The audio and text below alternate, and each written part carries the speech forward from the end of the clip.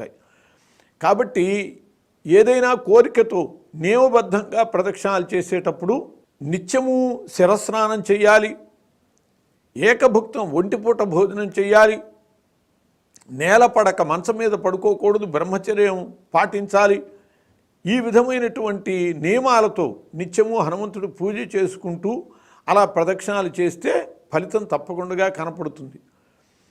అందులో ప్రదక్షిణాలు చేసేటప్పుడు కూడా గణనకి లెక్కించుకోవటానికి పుష్పములు 108 పుష్పాలు స్వీకరించవచ్చు.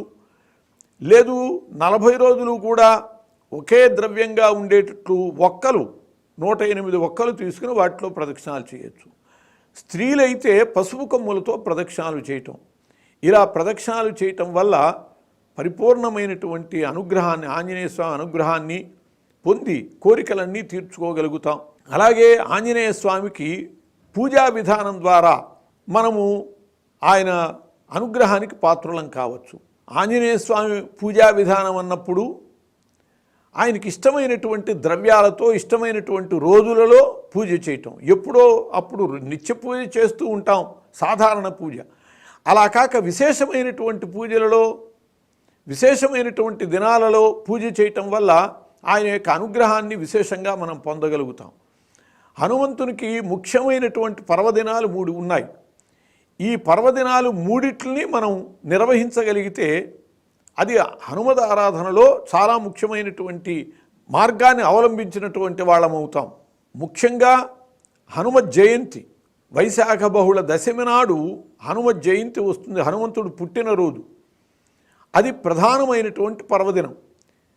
చైత్ర పౌర్ణమి నాడు కొందరు చేస్తూ ఉంటారు. చైత్ర పౌర్ణమి హనుమద్ విజయోత్సవం, వాళ్ళ ఊరేగింపులు తిరణాళ్ళు జరపవలసినటువంటి రోజు తప్పితే జయంతి ఆ రోజు కాదు. జయంతి వైశాఖ బహుళ దశమి నాడు చేయాలి. వాళ్ళ జయంతికి సంబంధించినటువంటి కలాపాలు, పూజలు అవి నిర్వహించటం, ఉపవసించటం. అలాగే 2వ పర్వదినము జ్యేష్ఠ శుద్ధ దశమి, హనుమత్ కళ్యాణం రోజు. హనుమంతుని వివాహము జ్యేష్ఠ శుద్ధ దశమి నాడు జరిగింది. ఆ రోజు కూడా కళ్యాణం చేయటము, విశేషమైనటువంటి అర్చనలు సువర్చలాంజనేయులకి చేయటము అది కర్తవ్యం. 3వది మార్గశిర శుద్ధ త్రయోదశి, అది హనుమద్ వ్రతము రోజు.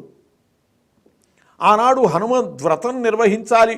5 కథలు చెప్పుకుంటూ పంపా సరోవర ప్రాంతంలో చేయాలి. కాబట్టి పంపా కలశ ప్రతిష్ఠ చేసి తర్వాత సువర్చలాంజనేయుల కలశాలని పెట్టి మంటపారాధనతో సహా చక్కగా హనుమద్ వ్రతాన్ని నిర్వహించాలి. తోరగ్రంథి పూజ చేసి 13 ముడుల తోరాన్ని ధరించాలి. ఇలా ఆరాధించటం వల్ల, వ్రతోత్సవాల ద్వారా ఆంజనేయ స్వామిని సేవించటం వల్ల కూడా ఆయన చాలా పరమానంద భరితుడవుతాడు. హనుమాన్ కల్పవృక్షో మే హనుమాన్ మమ కామధుక్ చింతామణిస్తు హనుమాన్ కో విచారః కుతో భయం అని చెప్పి పరాశర మహర్షి చెప్పినట్లుగా అతడు కల్పవృక్షము, కామధేనువు, చింతామణి. ఆ 3 ఏ విధంగా అయితే ఏది కోరుకుంటే అది ఇస్తాయో అట్లాగే హనుమంతుడు కూడా ఏది కోరుకుంటే అది ఇస్తాడు.